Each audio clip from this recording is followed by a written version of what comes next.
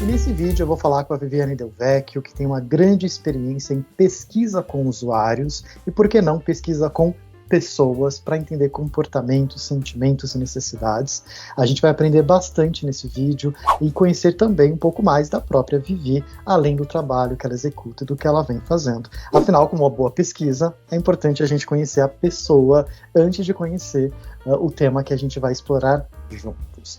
Vivi, muito obrigado por ter aceitado o meu convite, por tê-la aqui comigo hoje e com a gente, na verdade, que esse vídeo vai estar aí para muitas pessoas assistirem depois, mas de verdade, muito obrigado por ter aceitado estar aqui comigo batendo esse papo. Imagina, eu que agradeço, Heller. Já nos conhecemos profissionalmente, então é uma pessoa que eu admiro muito, que eu vi o trabalho bem de pertinho, então eu posso dizer com propriedade o profissional incrível que você é.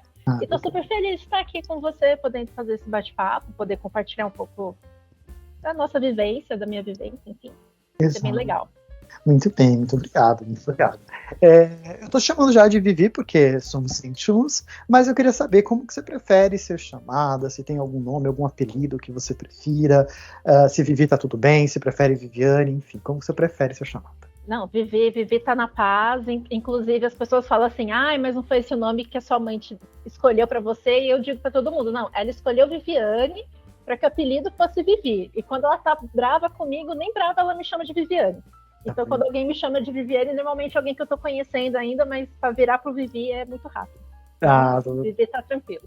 Maravilha, muito bem.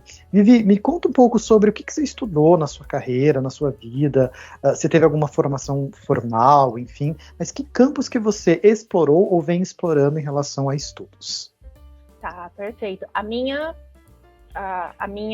formação formal, vamos assim dizer, é em computação, né? Então eu fiz TI pela Unicamp, eu comecei trabalhando como desenvolvedora de software, mas até trabalhando com desenvolvimento, eu fui notando que tem tem HCI dentro da computação, mas no dia a dia, principalmente há quase 20 anos atrás, ainda o usuário era uma pessoa era literalmente um bonequinho de palito.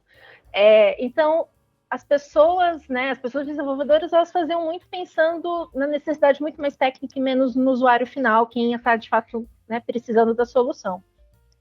Então, por esse motivo, eu fui tentando explorar questões mais relacionadas a necessidades humanas, por isso que eu acabei migrando, vamos assim dizer, UX Design, UX Research, mais recente. E aí, formações, fiz pós-graduação em Design de Interação, cursos mais isolados, fosse na própria Unicamp, matérias como aluno especial, cursos de mercado, sempre trazendo esse viés um pouco de pessoas e os seus comportamentos. Então, de forma bem genérica, vamos assim dizer, essas foram as linhas de estudo que eu acabei fazendo ao longo da minha carreira. Maravilhoso. E agora falando um pouco, talvez, da Vivi mais do lado pessoal também, conta pra gente uma coisa que você odeia. Perfeito. Uma coisa que eu odeio no meu lado pessoal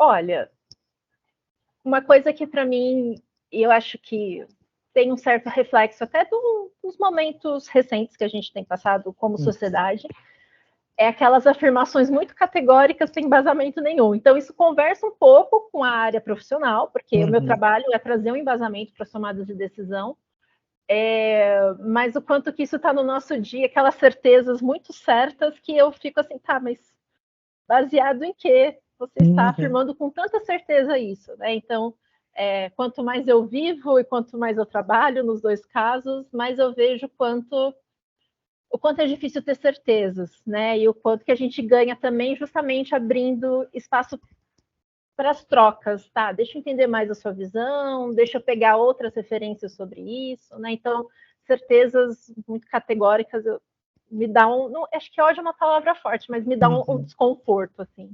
Sim, muito bem, muito bem. E no caminho contrário, me diz uma coisa que você ama muito. Ai, gente, chocolate. Não, tô brincando. Que eu amo, acho que pessoas, né? Acho que até a gente tem pouco hábito de dizer o quanto que a gente ama, não só pessoas, família, marido, esposa, namorado, namorada, enfim. Não tenho filhos, né? Mas também é sempre um foco de amor muito considerável. E tem coisas que eu gosto, mas acho que o amor ele fica nesse espaço um pouco mais interpessoal, né? De pessoas que a gente ama no sentido justamente de querer bem, querer estar perto, cuidar da pessoa, tal. Então eu acho que o resto eu gosto. Pessoas é o que eu amo. Maravilhoso. E quando que você fica feliz? Ou você se sente feliz? Quando eu tenho tempo de curtir coisas. Então, curtir uma comida gostosinha, curtir estar conversando com pessoas, curtir as plantas em casa, são muitas. Eu acho que é o poder sentir o resultado de vários investimentos, seja de tempo, seja de carreira, seja em relacionamentos.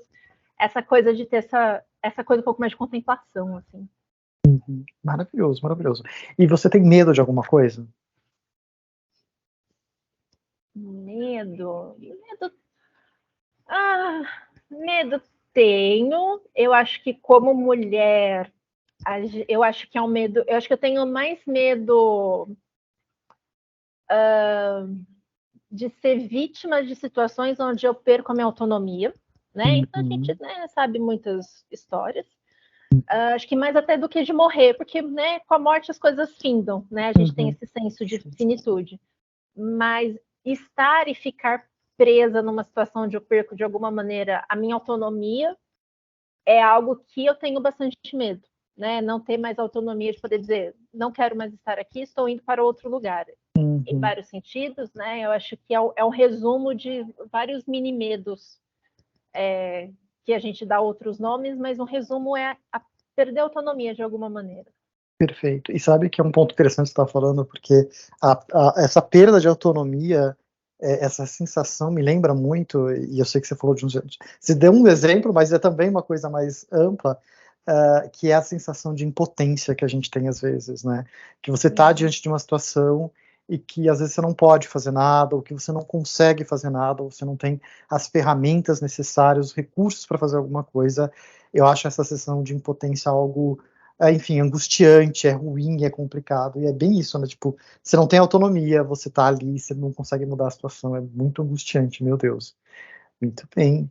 E agora vamos no caminho oposto, então, uma coisa que você não tem medo. Você encara e vai lá. Caramba!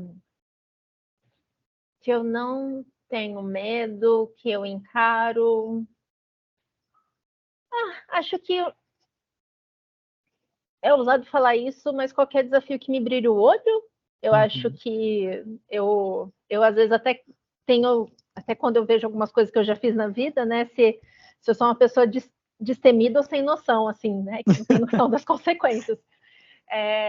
Então eu acho que vamos fazer alguma viagem, vamos pegar um projeto que é meio casca, vamos. Eu acho que é difícil. Eu não gosto de ser parada justamente pelo medo. Eu lembro de um gestor na Samsung, quando eu estava saindo da Samsung e indo para a Globo, e a saída para a Globo incluía mudança de cidade, né? Eu estava saindo de Campinas e indo para o Rio. E eu lembro que ele falou para mim, ele falou assim, né? Legal, sua decisão. E ele falou, nunca tome uma decisão por medo.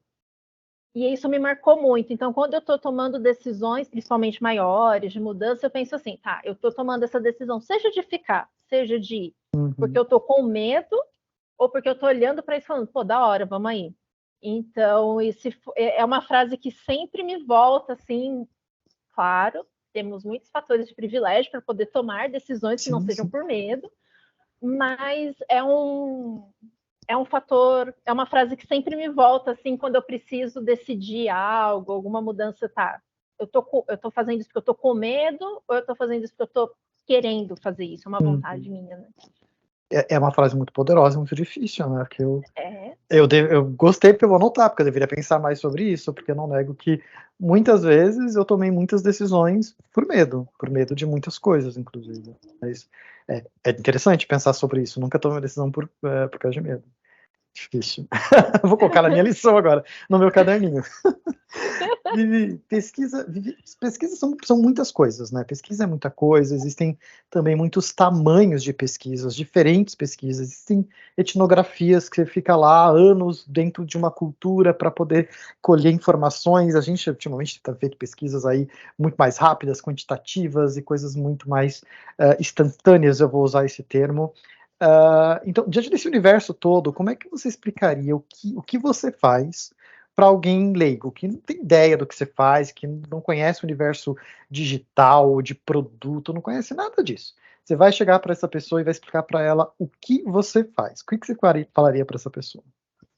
Essa é uma experiência importante, porque eu não sei você, mas na minha família eu sou o Chandler, do Friends. Não sei se você lembra, ninguém sabia o que Chandler fazia. E às vezes eu tenho essa sensação também, né? E como que eu explico normalmente? Eu falo com pessoas, eu entendo o que elas precisam, para que a gente projete coisas que funcionem melhor para elas. Então, sabe tal aplicativo que você usa, sei lá, WhatsApp? Então, alguém está entendendo como que as pessoas, o que elas precisam, o que elas estão entendendo, o que elas não estão entendendo sobre o aplicativo, para que o aplicativo fique melhor para elas. Então, é assim que eu dou uma resumida no que eu faço no meu dia a dia. Muito bem. E como você falou um pouquinho do seu início, da sua trajetória de estudos e tudo mais, mas conta um pouquinho mais pra gente como que você entrou para esse campo, ou de repente como isso mais te atraiu, ou dentro de tudo que você podia fazer, quando se fala em usuário, pesquisa e produtos, você escolheu se aprofundar e se especializar em pesquisa. Como que você entrou nesse sentido? O que te chamou a atenção? E também por que permaneceu lá? Por que permanecer pesquisadora? Nossa, muito boas perguntas. Acho que, assim, primeiro, a parte da área de desenvolvimento, propriamente dito, para o X, né? Vamos assim dizer, desse espaço mais amplo, teve muito essa questão, né? Que eu ouvi às vezes a frase do tipo, o usuário que é burro, né? Imagina, ele que se vire. Eu ficava, gente, não, são pessoas, não façam isso, né? Vamos entender que pessoas são essas. Foi um processo longo, então hoje a gente fala muito do migrar de área, né? Assim, eu lembro que uma vez eu contabilizei entre estar desenvolvedora, fazer front-end e estar 100% do meu tempo dedicado a algo que é mais próximo do que a gente chama de UX hoje, né? Pensando mais wireframe, fazendo pesquisa, pensando em estratégia de projeto, baseado em usuários, né?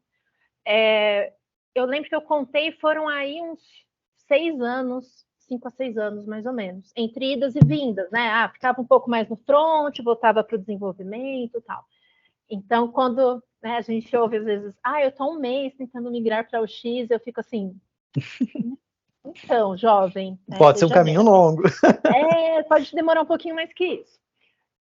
Acho que tem uma coisa, né? A questão dos recortes é importante. Normalmente a gente não fala isso em entrevistas, por exemplo, né? Essa parte eu até falo, mas o que eu vou falar agora eu cito muito pouco, que eu era uma mulher dentro de um ambiente com muitos homens. Então, isso criava um espaço de um certo desconforto de estar tentando competir. Alguns, inclusive, que tinham realmente mais experiência, tinham feito colégio técnico e tal. E era um espaço meio deixado de lado, né? Do tipo, não, interface, é perfumaria, usuário que é burro. Então, era uma coisa um pouco deixada de lado. Então, isso era um espaço aberto para eu fazer o que eu quiser, para eu abocanhar esse espaço para mim. Em paralelo, vendo que era uma área crescente, né? Então, antes de iPhone ainda, né? Isso dá uma certa data de há quanto tempo eu estou na área.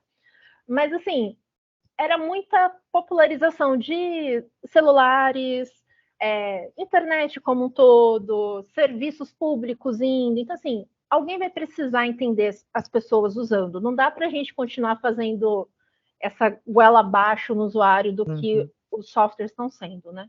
Então, esses pontos foram importantes justamente, eu acho que sutilmente eu fui me apropriando de uma área onde essa disputa fosse mais suave, né? E aí, onde entra a pesquisa, entra nisso muito também, que é, eu acho isso feio, eu acho isso bonito, eu acho que tem que ser assim, eu acho que tem que ser assado. Quando eu trago evidências vindo de pesquisa, tipo, não, é o usuário que está falando, não sou eu.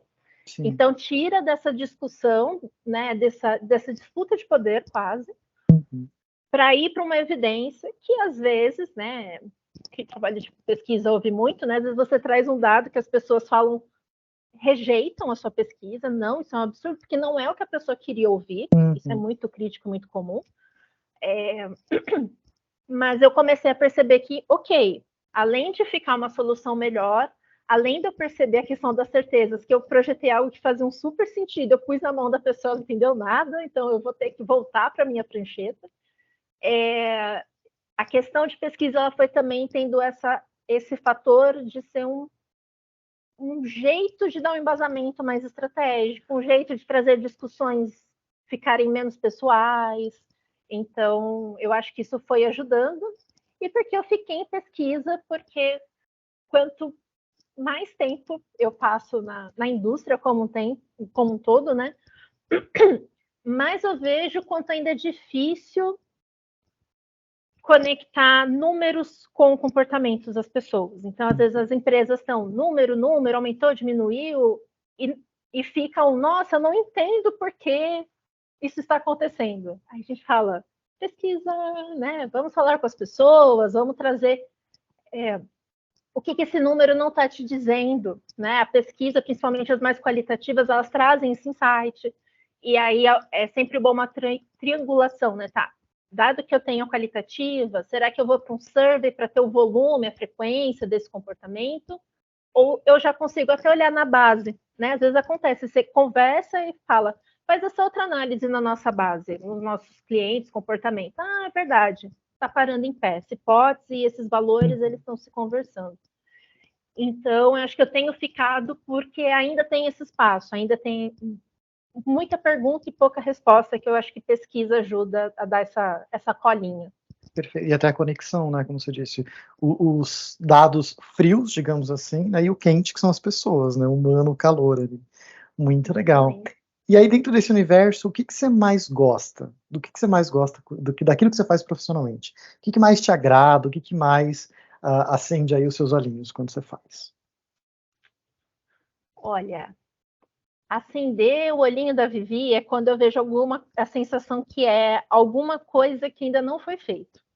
Então, quando alguém vira, quando projetos, trabalhos que eu não vou simplesmente replicar um framework, nada contra frameworks, mas assim, eu gosto disso, tá? Ninguém fez isso ainda, alguém vai ter que fazer, ou não tem informações, né? Tá fazendo eu, outra pessoa, tá começando. Então, são coisas que normalmente me brilham bastante o olho, esse senso de novo, esse senso de um desafio novo, né?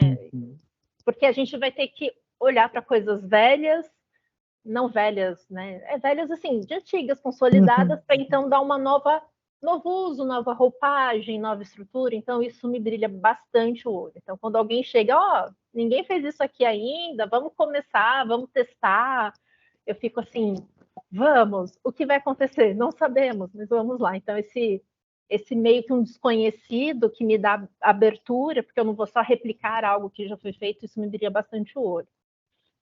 Acho que, de maneira bem geral, acho que é isso. Muito legal. E conta pra gente, devem ter muitos, mas tenta lembrar de um ou escolher algum que seja relevante, de um grande desafio que você enfrentou na sua carreira trabalhando com pesquisa. Algum desafio, alguma coisa que te marcou e que talvez ali você conseguiu levar a pesquisa ou apresentar ou entender, deixa eu entender como trabalhar com essa história de pesquisa. Então, compartilha com a gente algum desafio que você teve na sua carreira em relação a isso. Acho que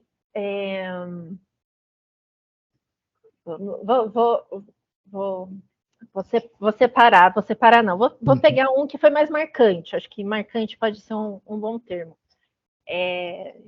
E que eu não vou expor firmas, porque vieram alguns que eu pensei assim, acho que vai ficar um pouco exposto algumas coisas, acho melhor não. Vamos ter que trocar nomes e situações. Nomes, pessoas, empresas, né? Então, melhor não. Acho que um que foi muito marcante foi um projeto que eu fiz na Samsung, que ele era focado em pré-natal. Então, acho que tem vídeo, tem keynote disponível, então não tem nada de segredo, ainda mais depois de tantos anos. E a ideia era entender que a jornada da gestante, né, dores, anseios, e pensar em soluções que conectassem uma solução que conectasse os devices da Samsung, sendo que na época a Samsung trabalhava, não sei se trabalha ainda, com ultrassom. Então, um dos serviços era ultrassom pré-natal, bebê 3D, essas coisas assim. E ele foi um projeto marcante, porque assim, eu sou a caçula dos dois lados da família. Então, quando começaram a vir crianças, bebês na minha vida, eu já era uma adolescente, eu não vivenciei maternidade de maneira muito próxima, então sempre foi uma coisa um pouco distante para mim. E nesse projeto eu fui ouvir mães e histórias, né? A maternidade, ela é uma potência, né, da mulher, e ela é uma potência da mulher, mas é um assunto pouco explorado, a gente não fala tanto. Então, eu finalmente entendi o que é para uma mãe perder um bebê. Ela teve, o filho existe, ela vivenciou. Então, assim, foram muitas questões muito intensas, muito sensíveis, então tópicos muito sensíveis, momentos muito sensíveis. Então eu acompanhei exames pré-natal dentro da sala com autorização da mãe, da médica, mas eu ficava meio que mosca na parede, assim, ficava quietinha, só observando e anotando na fé, porque não dá para enxergar nada dentro da sala, mas eu anotava o que dava, do que eu estava vendo, das falas, das reações, né? Então foi um projeto muito muito delicado e muito bonito, e deram resultados legais, teve um reconhecimento, ajuda a equipe de vendas, porque é um produto muito difícil de vender, porque ele é extremamente caro. A gente apresentou a solução, então assim, foi um projeto muito gostoso, assim, que foi todo pesquisa, concepção e meio que uma apresentação barra venda para o mercado. Então foi um projeto com várias nuances muito gostosas, assim, de se vivenciar. Muito bem. Você estava respondendo, e eu pensei numa pergunta que eu não tinha pensado até agora, mas gerou essa curiosidade enquanto você falava. Então, eu queria saber que pesquisa que você não faria. Que pesquisa que eu não faria? Acho, e assim, eu vou falar acho porque, né, só quando a gente está na situação que a gente vai entender quais são as nossas ações reais. Acho que pesquisa para produtos explicitamente letais, vamos assim dizer. Então, arma, drogas armamento de guerra, bélicos. Bélicos, drogas que não sejam médicas, que não sejam nem drogas, é uma arma, né? Armas letais, enfim. Eu acho que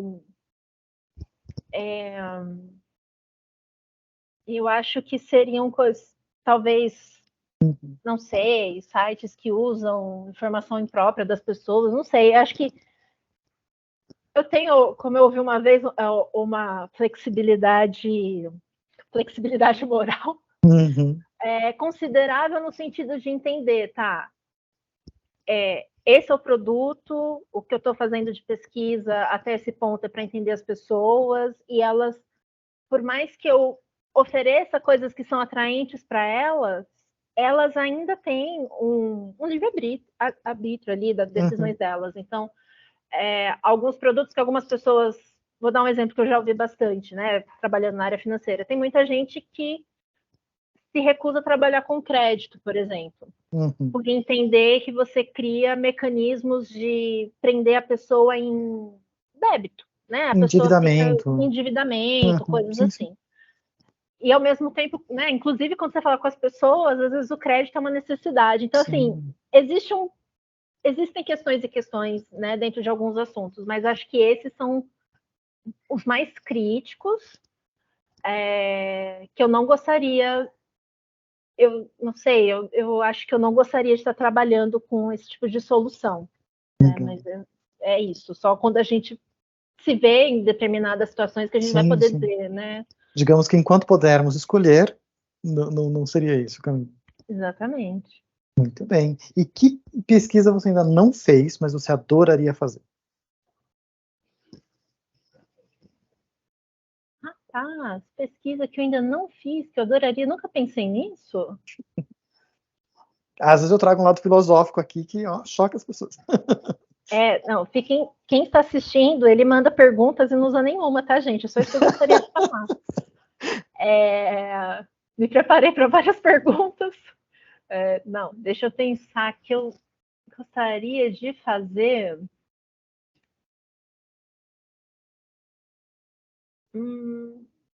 Acho que com produtos mais físicos, talvez um pouco mais disruptivos. Então, né, assim, a gente tem, sei lá, projetos do carro voador, da Embraer, né?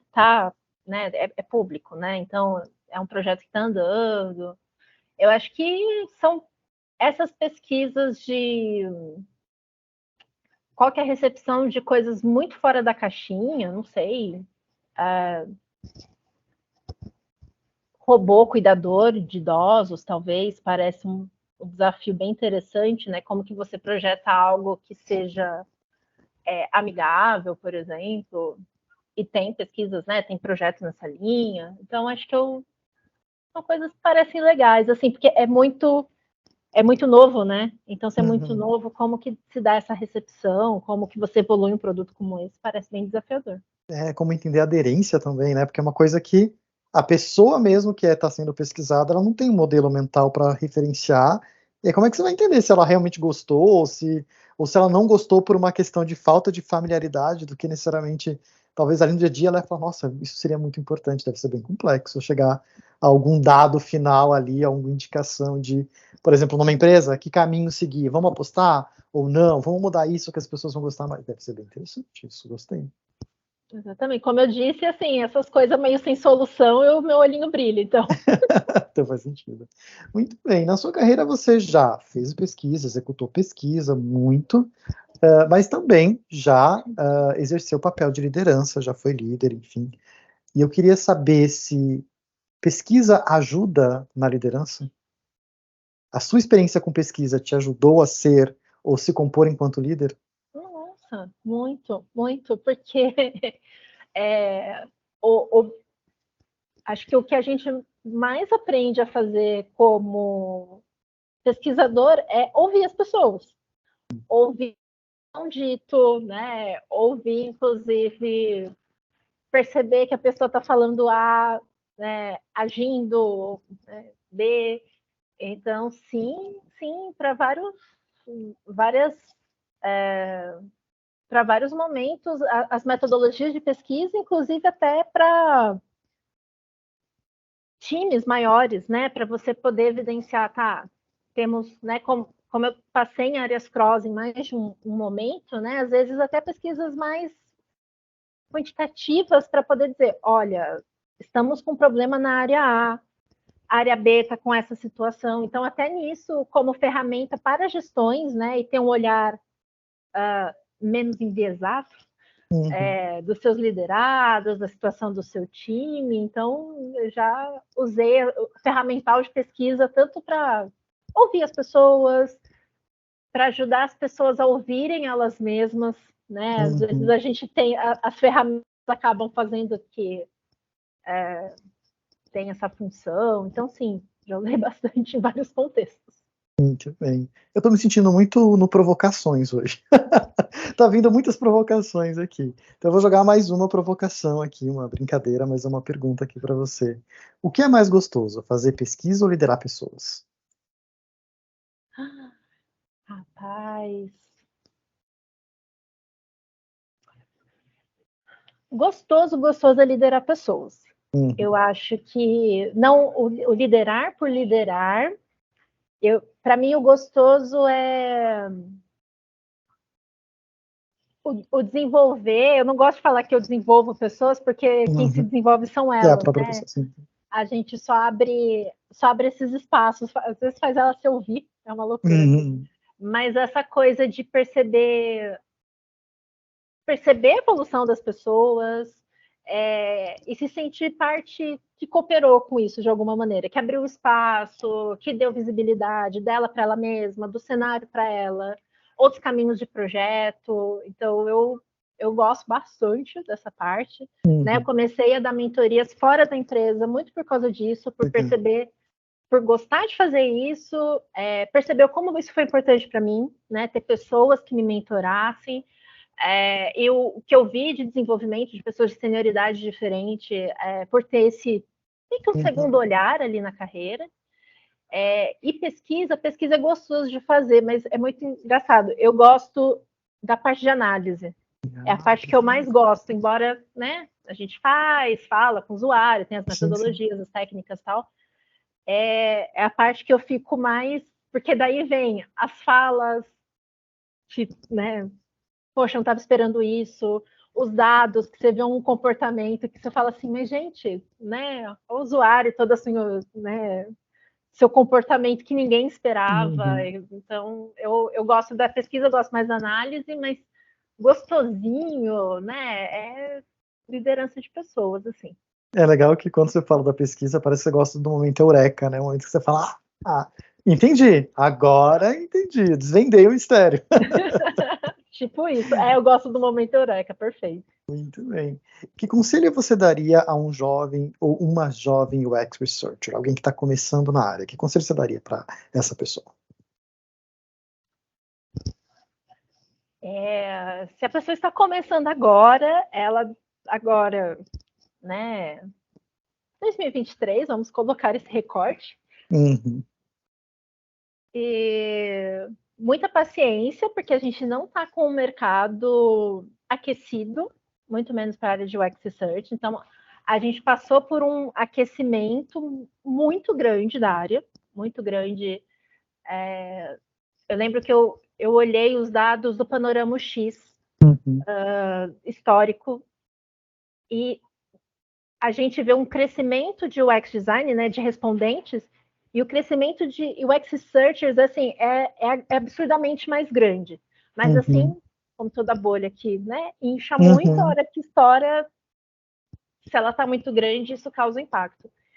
E eu tenho percebido que o mercado de UX, hoje, de UX Research, ele está se reentendendo dentro das empresas. Eu acho que essa é a melhor fala. Eu não diria assim, nossa, o UX Research morreu, né? Já ouvi essas falas. Não morreu, mas a gente precisa se repensar dentro das empresas.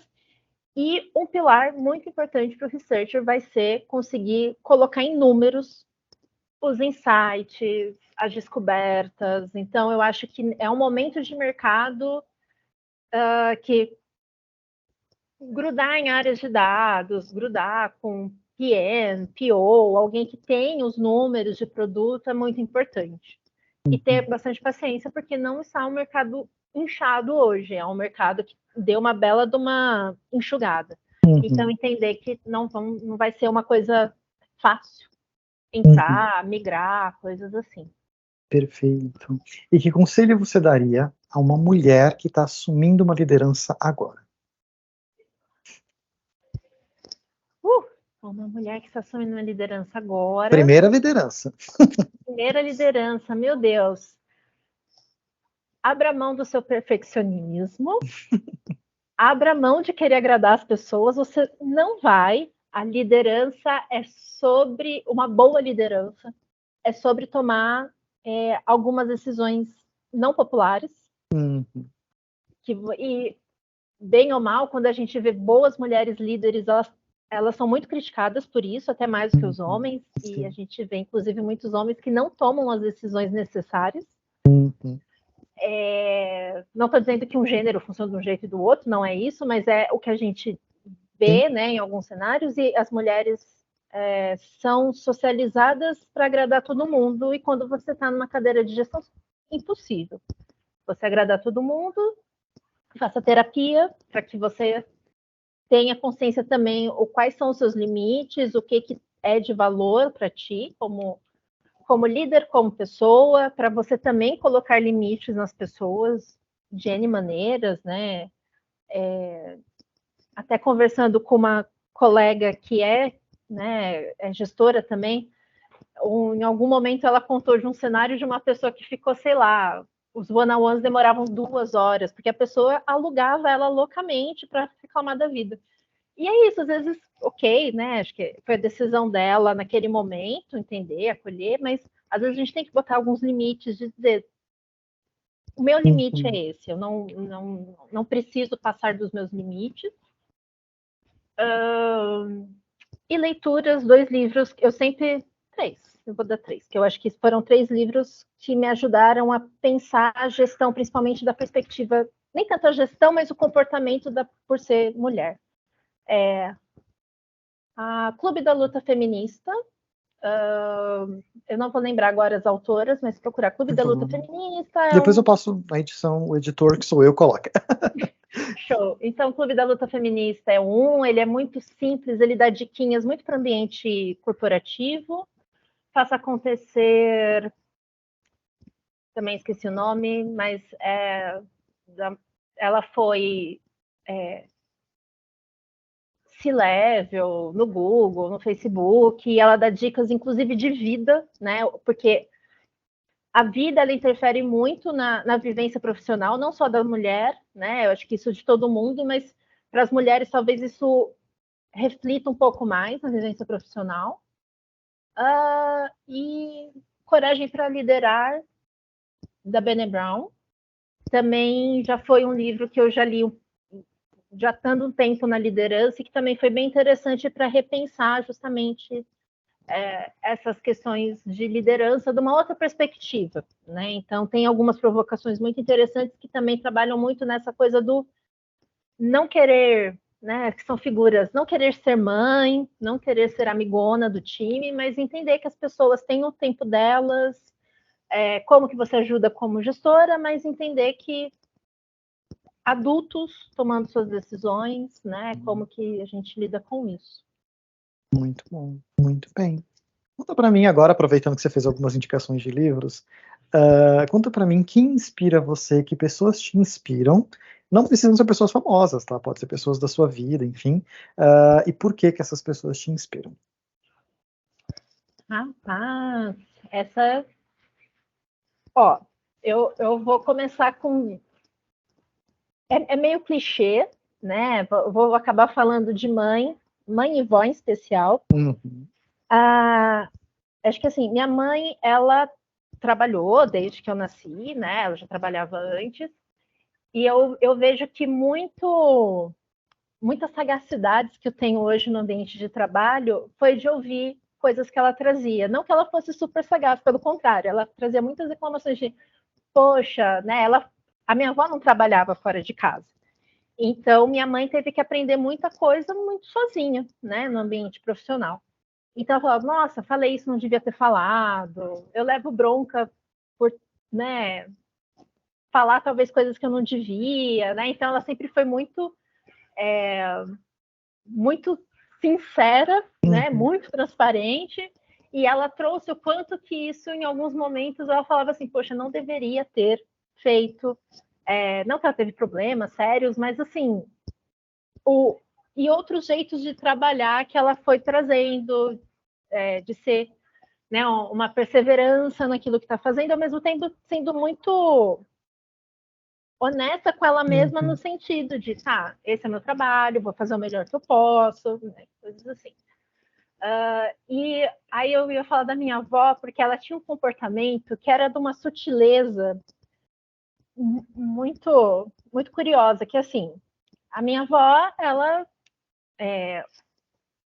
trabalhou em fazenda antes de casar. Então, uma pessoa de uma origem muito simples, viveu num outro momento, uma pessoa parda, que deve ter sofrido com muito preconceito, como um todo, né? Casou, teve os filhos, a vida dela sempre foi em casa, mas ela tinha um comportamento que é sutil, mas me ajuda muito. Às vezes alguém falava, ai, não faz isso, ou faz desse jeito que é melhor. Ela virava na frente da pessoa e falava, ah, tá bom, tudo bem. Ela virava as coisas e fazia do jeito dela. Maravilhoso. Claramente é um recurso de defesa que ela deve ter desenvolvido ao longo da vida, mas isso me ensinou, e eu vejo isso, que isso me ajuda em muitos momentos, duas coisas muito primordiais. Existem cenários que não adianta a gente discutir com as pessoas. E é muito importante a gente ler isso muito rápido, que é o quanto que essa pessoa, de fato, quer chegar junto comigo a uma solução. Isso, dentro de empresa, a gente leva um tempo para perceber o que está acontecendo. E outra coisa é o que eu acredito que funciona melhor. Então, não que eu vou, né, desrespeitar lideranças, mas às vezes a gente entende, mas a gente eu entendi que você não quer que faça isso, mas eu preciso. Faz sentido. Eu vou fazer, testar, e aí a gente vê junto o resultado. Então, é uma sutileza, só que às vezes isso faz com que a gente não passe nervoso, né? Em algumas situações que, tipo, não, tá, bom, dá para fazer, né?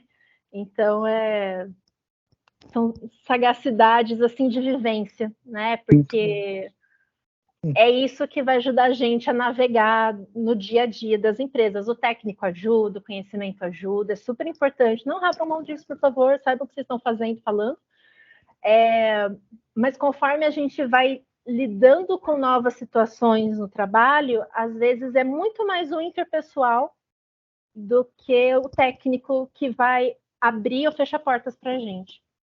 Não é muito bonito, mas né, eu acho que eu resumiria, eu vou tomar a liberdade de resumir sua frase, sua fala em 2 frases, em 2 pontos, na verdade, que eu acho que é ter jogo de cintura e, às vezes, seguir o próprio instinto.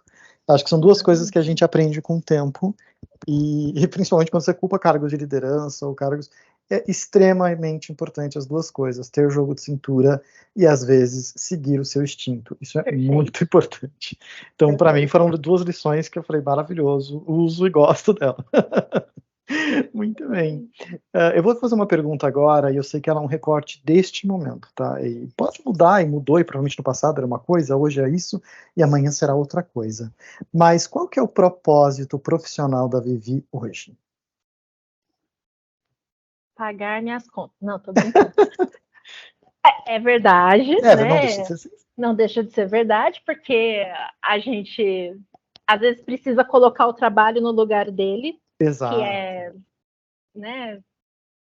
Se não fosse para pagar a conta, chamaria-se voluntariado. Então, é isso. Né, não vamos nos esquecer. Acho que propósito é uma palavra forte. Mas acho que duas coisas que sempre... Uma coisa que eu acho que ela aparece com muita frequência, justamente a relação com pesquisa, é da visibilidade de realidades, principalmente quando você está em empresas que, né, são de um grupo privilegiado, que tem uma outra realidade de vida. É difícil ter visibilidade de outras realidades diferentes. Então, eu vejo isso como uma coisa que as empresas investem pouco, mas que é muito importante, tanto para o resultado da empresa, né? Tem empresas que, né, não necessariamente estão querendo fazer o bem para o mundo, mas a quantidade de decisões que são tomadas porque não entendem a necessidade da pessoa, porque a empresa quer fazer essa conexão entre o produto e a necessidade da pessoa, mas não consegue fazer essa conexão, é muito grande. Então, é um dar visibilidade de mundos diferentes. Eu acho isso muito... Eu gosto muito disso na pesquisa, eu acho isso muito rico.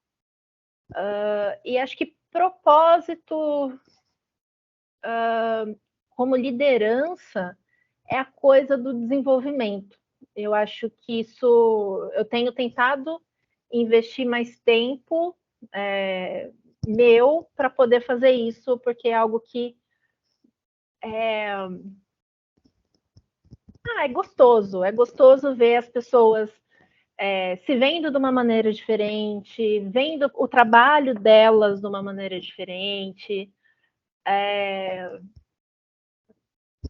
ajudando a pessoa a chegar em objetivos que ela tem. Então, eu acho esse é um propósito, essa coisa do abrir espaço, eu acho que é bem isso, é algo bem legal, assim, também. Acho engraçado que quando a gente fala de liderança, eu fico pensando, meu Deus, nós somos terapeutas. A gente só não assumiu ainda, mas somos grandes terapeutas, né? A liderança é um processo de terapia que a gente faz com outras pessoas. Acho isso bem interessante. Sim, sim. Muito bem. Minha última pergunta, tá vendo? Foi super rápido, foi bem bacana. Mas minha última pergunta, eu sei que você tem um programa de mentoria, você tem ali algumas iniciativas, mas você deixa aqui o seu contato, por onde as pessoas podem seguir você, se conectar, expandir essa conversa aí para outros contextos, outros canais também. Show. O clássico é o LinkedIn, acho que Viviane Del Vecchio é um sobrenome que não é muito comum, então acho que vai me achar. Meu site, até quem quiser saber um pouco mais de outros projetos que eu já fiz, palestras que eu já dei, né, dá para ver, enfim, participações e tal. www.viviane.work. Então, tem bastante informação. Instagram também, eu tento manter ele ali alimentadinho também, @videovec. Então, acho que são os pontos mais fáceis de me encontrar. Maravilhoso, muitos contatos.